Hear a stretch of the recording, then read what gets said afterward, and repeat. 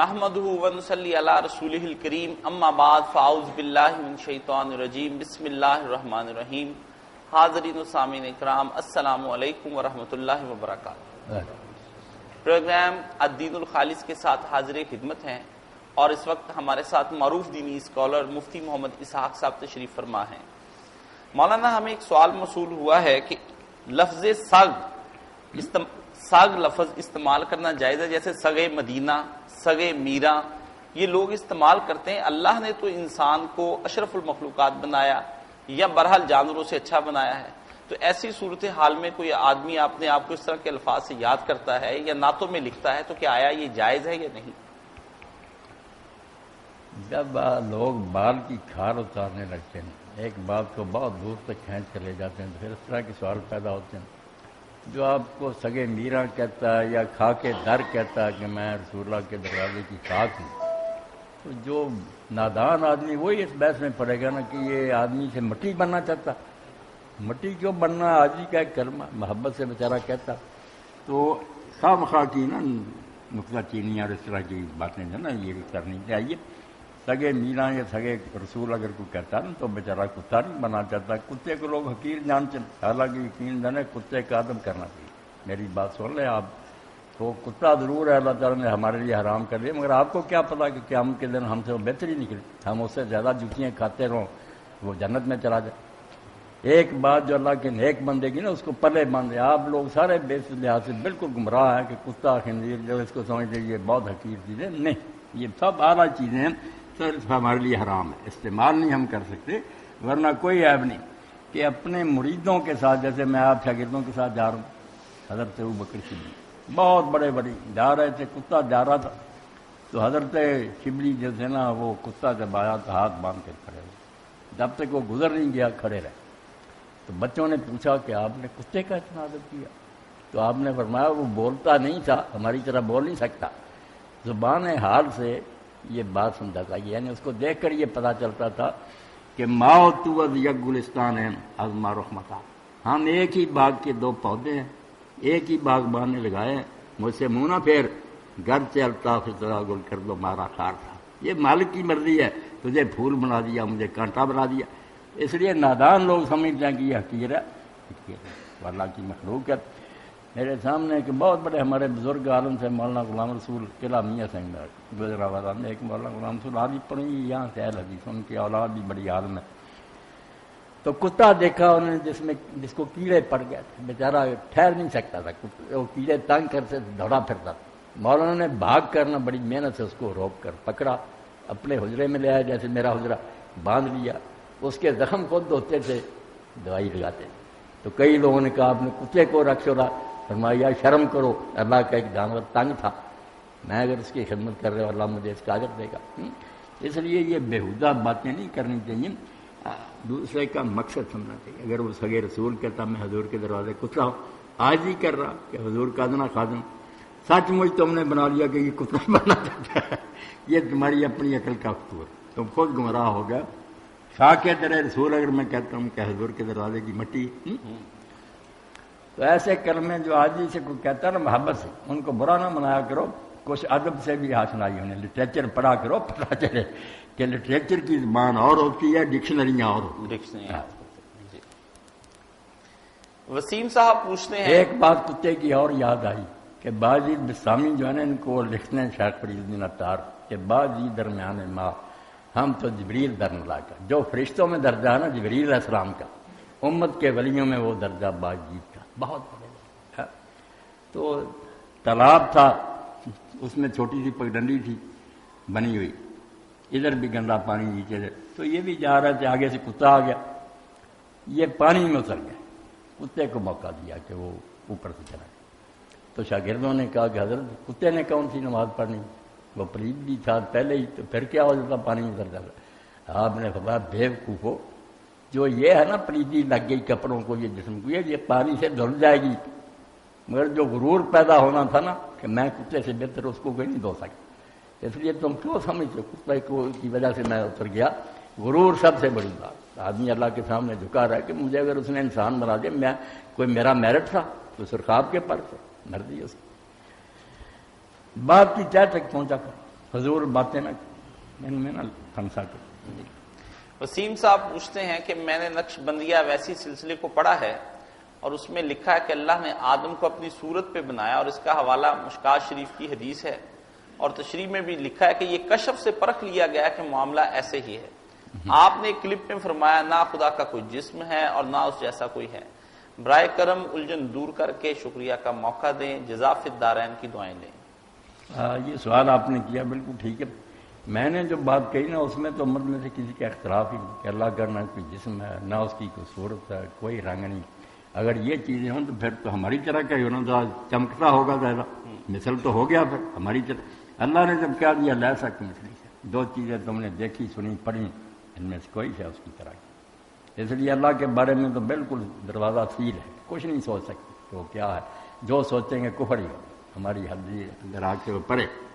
اب جو حدیث پاک میں آیا کہ اللہ نے آدم کو صورت ہے، اب اس کے دو ترجمے کہ اللہ نے آدم کو اپنی صورت پر پیدا کیا یا آدم کو اس آدمی کی صورت پر پیدا کیا. پہلے فکرہ کہ کسی کے منہ پر تھپڑ نہ مارو، بات یہاں سے شروع ہوتی ہے کہ کسی پر ناراضگی ہوگا اور حصہ جسم کو مار لو، چہرے پر نہ مارو، کیونکہ اللہ نے آدم کو وہ اس کی صورت پر لایا. یہ تمہارے باپ کی صورت ہے، چہرے پر کیوں تھپڑ مار رہے ہیں؟ ایک ترجمہ تو یہ ہے، یہ اس پہلے فکرے سے بالکل مناسب ہے. اس کے منہ پر تھپڑ نہ مارو. منہ جو ہے نا آدم کی شراکت ہے، باقی جانوروں کی طرح نہیں. تمہارے باپ آدم کو اس کی صورت پر جس کو تم مار رہے ہیں نا پیدا کیا. یہ ترجمہ بہت اصلی اور کھرا. دوسرا کہ اللہ نے آدم کو اپنی صورت پر پیدا کیا. وہاں سب مانتے ہیں کہ صورت اگر ناک نقشے کو کہا نا جسم کافر، صورت سے مراد پھر صفت جو اللہ تعالیٰ کی 7 صفتیں ہیں. یہ باریک بات ہے کہ اللہ تعالیٰ کی بہت شانیں ہیں، مگر جو 7 صفتیں ہیں نا حیات، سمع، بصر، ادراک، علم وغیرہ کئی مرتبہ بیان کرتے ہیں. یہ دہرا دیں نہیں کسی وقت تاکہ پتہ لگے کہ 7 چکر تو آپ کے کیوں ہیں، 7 صفا مروہ کے پھیرے کیوں ہیں، 7 کنکریاں کیوں ہیں. 7 صفات ہیں اللہ کی جن پر اس کی خدائی کیا ہے. باقی سب شاخیں ہیں. وہ 7 صفات جو ہے نا وہ امہات ماں ہیں سب صفتوں کی. تو آدم میں اللہ نے ان سب کا نمونہ پیدا کیا. وہ بھی حی ہے، ہمیں بھی حیات تھوڑی بہت دی ہے. وہ سمیع ہے، سنتا ہے، ہمیں بھی سننے والا. بصیر ہے، دیکھتا ہے. علم ہے، قدرت ہے، ارادہ ہے. یہ 7 صفات جو اللہ تعالیٰ کی ہے نا اس کا تھوڑا تھوڑا نمونہ بہت محدود پیمانے پر اس نے انسان میں بھی رکھا. اس کو کہہ دیتے ہیں کہ اللہ نے آدمی کو اپنی صورت پر یعنی اپنی صفت پر جو صفات ہیں نا. یہ دونوں باتیں ٹھیک. یا تو جس کو مار رہے اس کے منہ پر نہ مارو کیونکہ منہ تمہارے باپ آدم کو اللہ نے امتیازی شان دی، شکل تمہارے باپ کی تھی. یا یہ ہے کہ اللہ نے آدم کو اپنی صورت پر یعنی اپنی صفات کا نمونہ اس نے پیدا کیا. بہت لمیٹڈ اور محدود، تھوڑا سا نہ ہونے کے برابر. کیا ہے ہماری زندگی کہ جب چاہے جی جب چاہے چھین، اور زندگی میں جیسا رکھنا چاہا تندرست رکھے یا لولا لنگڑا رکھے. اللہ کی حیات ایسی ہے کہ ازلی ابدی ہے، نہ اس کا کوئی شروع نہ آخر. کئی لوگ سوال کرتے ہیں اللہ تعالیٰ کب سے؟ یہی ایک دہریے نے امام جعفر صادق سے پوچھا. انہوں نے کہا بیوقوف یہ سوال ہی غلط ہے. تو وہ بتا زمانہ جب اللہ نہیں تھا تب میں بتاؤں کہ فلاں وقت. جو پہلے نہیں تھا کسی وقت سے شروع اللہ ہے، وہ تو مخلوق ہے. اللہ وہ ہے جس کا نہ کوئی آغاز ہے نہ. اب یہ بات انسانی عقل کی گرفت سے بات. آپ 1000 عقل دوڑائے سرا چاہتے ہیں کہ کوئی سرا تو آ جائے اربوں کروڑوں باتیں پاس نہیں. ادھر نہ لکیر ختم ہوتی ہے نہ ادھر ہوتی، نہ شروع آتا نہ خیر. اس لیے اللہ کے بارے میں اس کی حیات ہی جو نا ازلیت تبدیل ہے. اس کو ہی سمجھنے سے انسانی عقل کا اثر کس طرح پتا چلے نہ کوئی شروع آتا نہ خیر آتا. ماشاءاللہ. تو 7 صفات ہیں یہ اللہ تعالیٰ کی جو اس کا نمونہ نا انسان میں رکھا گیا. اور جب آدمی طواف کرے صفا مروہ پر کھڑا ہو اور ہاتھ میں کنکریاں مارے، ایک ایک صفت ذہن میں لائے. جیسے آپ پہلا چکر لگائے نا میں ایک نمونہ دیتا، اس حیات کو یاد کرے کہ اللہ تعالیٰ زندہ ہے، ایسا زندہ نہ اس کا شروع ہے نہ اخیر نہ اس کو موت ہے. آدمی اس سے حیات طیبہ مانگے، نحیین حیات طیبہ، کہ ہم انسان کو بھی پاکیزہ زندگی اس کا نمونہ مانگے کہ مجھ کو بھی زندگی دے تو پاکیزہ زندگی دے. بس علم آگ کی بات آئے تو علم میں نافع مانگے کہ اللہ تعالیٰ تو علیم ہے، مجھے بھی اس علم میں سے ایسا علم دے جو نفع. ہر چکر میں ایک ہی صفت کو یاد کرے، اس چکر میں اسی کے مطابق ہی دعائیں کرے. سمجھ آیا سننا کہ اللہ ہر شے کو سن رہا ہے، پہلی بھی آنے والی سب اس کے سامنے. اس وقت اللہ سے مانگے کہ اللہ پاک بنتا ہے وہ لوگ بات سنتے ہیں اور اچھی بات کی پیروی کریں. یہی مانگے پھر یستمعون القول فیتبعون احسنہ۔ اللہ مجھے بھی ایسے کان دے جو حق کو سنے اور پھر اس کے مطابق یہ ایک نمونے کی بات جی تو پھر پتہ چلے گا یہ طواف کیوں ہے سلام رو، ورنہ رسمی۔ تو دو معنی میں نے بیان کر دی کہ یا تو آدم کو اس بندے کی صورت پر پیدا کیا جس کو تم تھپڑ مار رہے ہو، اس کے کم از کم چہرے کا تو لحاظ کرو، یا دوسرا کہ آدم کو اللہ تعالیٰ نے اپنے نمونے پر پیدا کیا، تھوڑی تھوڑی صفات اس نے دی۔ ایک دوست پوچھتے ہیں مولانا صاحب دین کا مطالعہ شروع کیا ہے، اب تھوڑی سی رہنمائی درکار یہ ہے کہ کچھ لوگ کہتے ہیں کہ ابن تیمیہ اور ابن قیم کو صوفیزم کی کوئی خبر نہ تھی، وہ خواہ عمر بھر صوفیہ کو بدنام کرتے رہے ہیں۔ صوفیہ بھی یہ کہتے ہیں کہ ہم نے بھی مراقبہ کر کے دیکھا ہے وہ دونوں صوفی نہیں تھے، صرف عالم تھے۔ آپ فرمائیں کہ ان کی رائے کہاں اور کس حد تک درست ہے؟ صوفی حضرات جو ہے نا، اللہ تعالیٰ ان پر رحم کرے، چلو لفظ پر ہم نہیں کوشش کرتے، مگر آج تک یہ بتا ہی نہیں سکے کہ یہ صوفی لفظ نکلا کہاں سے، کیا معنی صوفی کا۔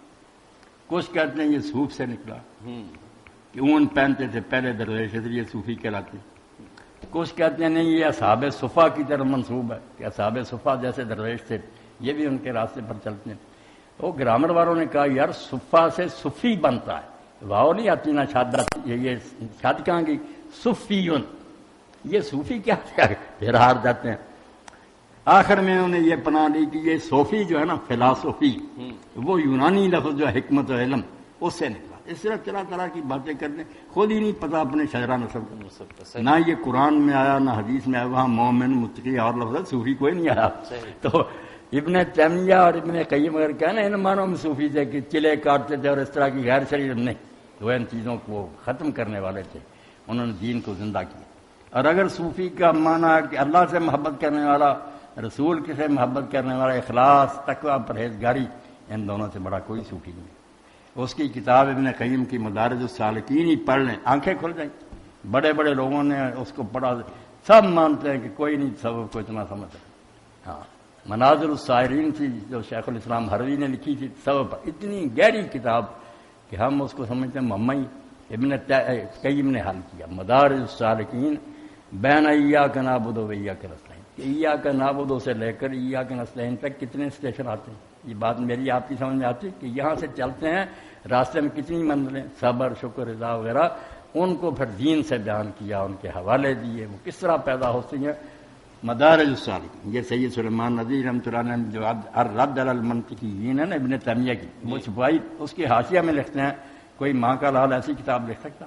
کسی کو پتہ ہی نہیں کہ اللہ کی طرف جاتے جاتے راستے میں کون سی منزلیں آتی ہیں، اور وہ سب انہیں حاصل کی، یہ نہیں بیان ہی کیا، اس کے مالک تھے، بہت اللہ کے ولی اور درویش تھے، مگر وہ دین کے مطابق صوفی تھے، اگر صوفی کہنا ہے، ورنہ بالکل مومن اور متقی لوگ۔ جی، ایک دوست باسط جوید صاحب یہ کہتے ہیں کہ آپ نے مولانا اتنی بات میں اس سلسلے میں کیا کہ ابن تیمیہ رحمۃ اللہ علیہ جیسے ہمارے آج کل متصدر لوگ، اس طرح انہوں نے تصور کے بارے میں کچھ سختی کی کہ شیخ اکبر ابن محی الدین جو تھے، محی الدین ابن عربی دوسرے، ان کی باتوں کو نا کچھ ایسا بیان کیا وحدت الوجود کو، جیسے گمراہ صوفی کہتے ہیں ہم ہی خدا ہے، بات کی ضرورت نہیں۔ انہوں نے یہی سمجھ کرنا کہ ابن عربی کا مطلب بہت برا بلا کہا کہ ابن عربی جو ایسا ایسا ایسا، حالانکہ ابن عربی جو تھے نا انہوں نے اماموں کی بات کسی کی نہیں مانی، دنیا میں صرف ایک کی بات مانی، وہ بھی اس لیے کہ وہ رسول اللہ سے لیتا، ابن حزم۔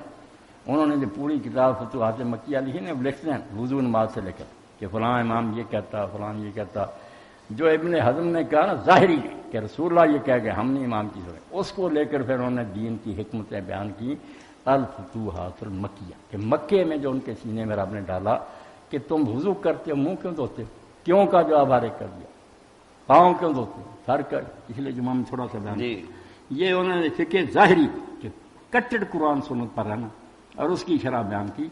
بہت عبادت گزار اللہ کے ولی، جو وحدت الوجود ہے نا، لوگوں نے جو مرضی بنا لی۔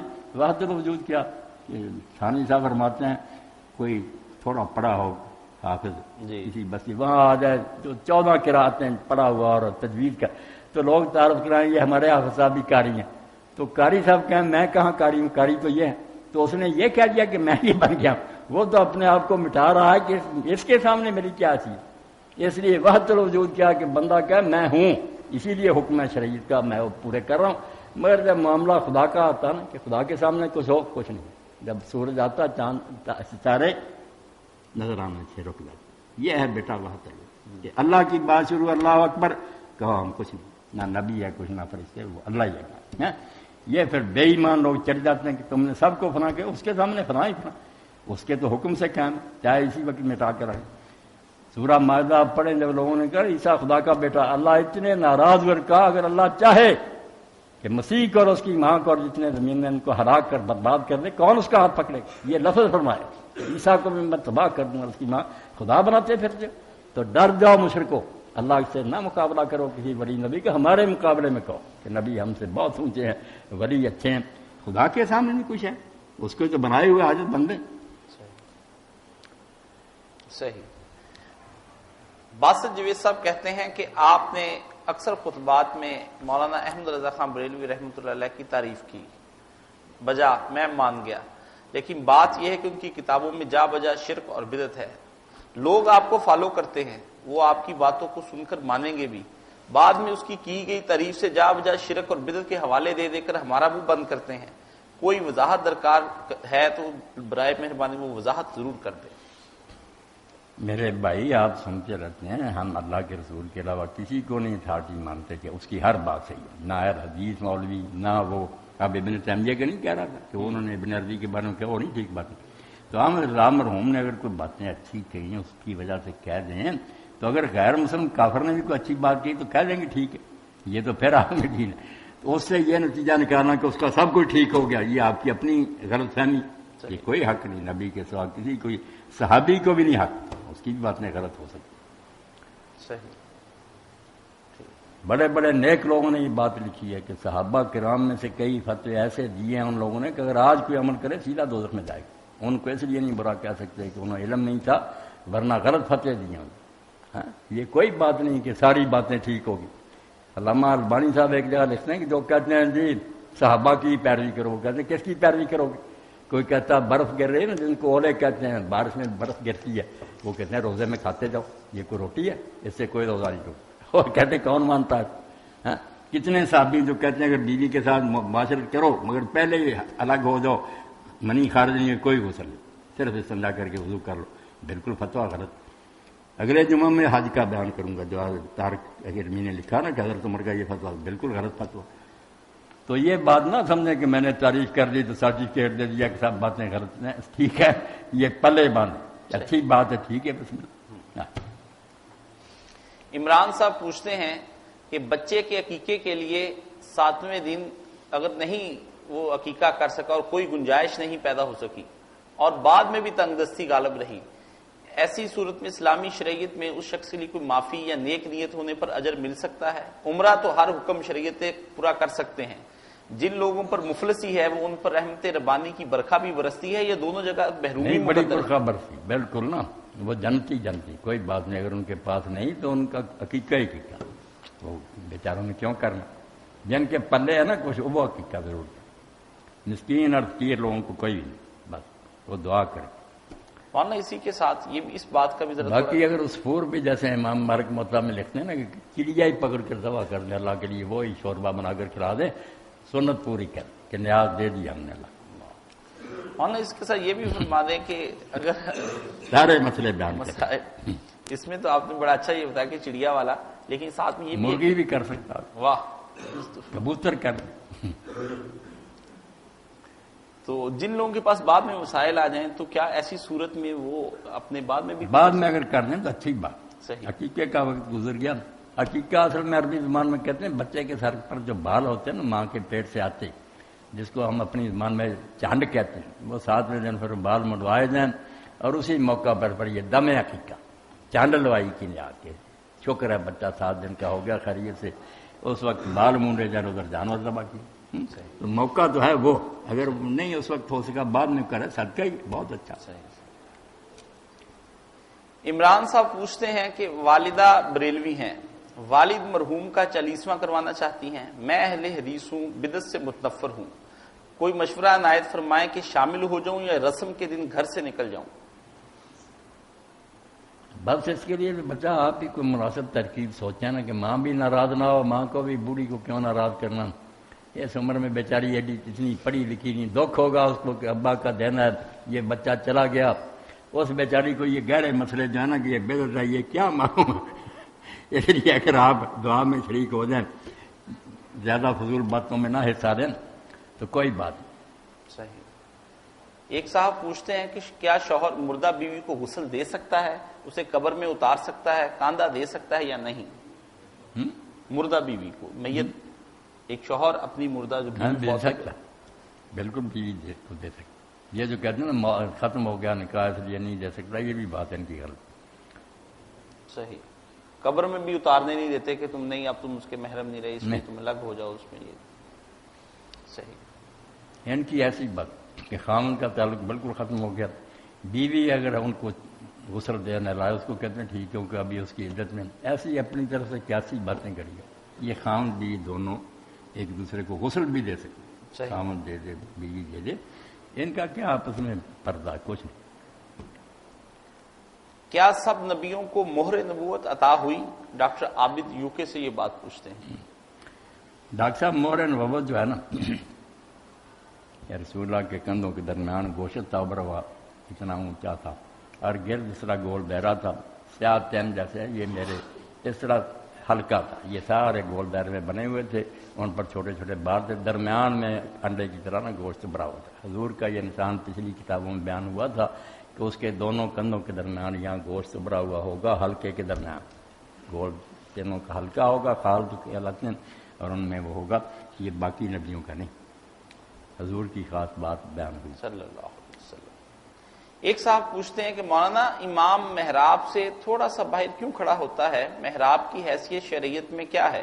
اس کا کہنا کہ حضور علیہ الصلوۃ والسلام کے دور میں ایسی محرابیں نہ تھی، سجدہ تو محراب کے اندر کرتے ہیں، پاؤں باہر، تو جب سجدہ ہو جاتا ہے تو اندر کیوں نہیں کھڑے ہوتے؟ اب اس بارے میں دو باتیں، کچھ تو کہتے ہیں کہ ہر مسجد جو ہے نا اس کے محراب سے امام کو باہر کھڑا ہونا ہے، اس کی وجہ وہ یہ بیان کرتے ہیں کہ محراب مسلمانوں کی مسجدوں میں نہیں ہوتا تھا، جیسے قرآن میں آتا کہ زکریا علیہ السلام محراب میں کھڑے تھے، تو یہ گرجے جو ہے نا ان میں ہوتا تھا کہ آگے ایک جگہ ہوتی جس میں بشپ یا پادری جو نا کھڑا ہو کر ان کو پریئر کراتا تھا، اس لیے اس میں جو نا پورا ہی گھس جائے تو پھر وہ اہل کتاب کا آدمی یہود نصارہ والا ہی کام کرتا۔ اگر بعد میں یہ بن بھی گئے تو مسجد میں پیچھے کھڑا ہو ذرا سجدے کی کوئی بات نہیں، پاؤں اس کے باہر ہونا چاہیے۔ کچھ یہ کہتے ہیں کہ امام ابو حنیفہ رحمۃ اللہ نے یہ صرف کوفہ کی مسجد کے بارے میں کہا تھا، لوگوں نے اس کو عام ہی کہہ دیا، وہ یہ ابو الکلام وغیرہ بیان کرتے ہیں کہ کوفہ کی مسجد جو تھی نا وہ ظالم حاکموں نے لوگوں کی زمینیں چھین کر نا زبردستی، مکان کے مالک دیتے نہیں تھے، انہوں نے زبردستی چھین لی، تو مغصوبہ تھی، غصب کی ہوئی تھی، اب ان میں نماز نہیں ہوتی، بالکل ناجائز جگہ تھی، اس لیے کہتے تھے کہ تم باہر کھڑا تو ہو جائے۔ یہ دو توجیہ ہیں۔ تو ایسی صورت میں کیا کرنا چاہیے آج، جبکہ ایسی صورت کوئی نظر نہیں آتی؟ نہیں کوئی بات نہیں، محراب میں کھڑا، محراب میں کھڑا، صحیح۔ طاہا صاحب پوچھتے ہیں کہ مولانا صاحب ایک روایت مصنف امام ابن ابی شیبہ میں ہے کہ حضرت عمر کا روضہ رسول صلی اللہ علیہ وسلم پر حاضر ہونا دور قحط میں اور سیرابی کی درخواست کی انہوں نے، نبی علیہ الصلوۃ والسلام کسی کی خواب میں آئے اور کہا ضرور سیراب کیا جائے گا۔ دوست کہتا ہے یہ روایت صحیح ہے، اور آج امت روضہ انور پر جا کر اگر ایسی ہی استدعائیں پیش کرے تو جو لوگ روضہ انور پر درخواستیں کرتے ہیں وہ صحیح ہے یا نہیں؟ یہ جو ہے نا مصنف ابن ابی شیبہ کی روایت، یہ حضرت عمر گئے اور انہوں نے پھر نا کہتے ہیں ایک آدمی نے خواب میں دیکھا کہ حضور نے کہا عمر سے کہو کہ وہ بارش انہیں ملے گی، جی، تو پھر انہوں نے بارش کی دعا کی تو اللہ تعالیٰ نے دے دی۔ یہ جو کہتے ہیں نا روایت صحیح روایت نہیں صحیح، یہ فتح الباری کے اشمیہ امام ابن باز نے نا ساری وضاحت کی ہے، راوی نہیں اس کے ٹھیک ہے، علامہ البانی صاحب نے اس پر بحث کی ہے۔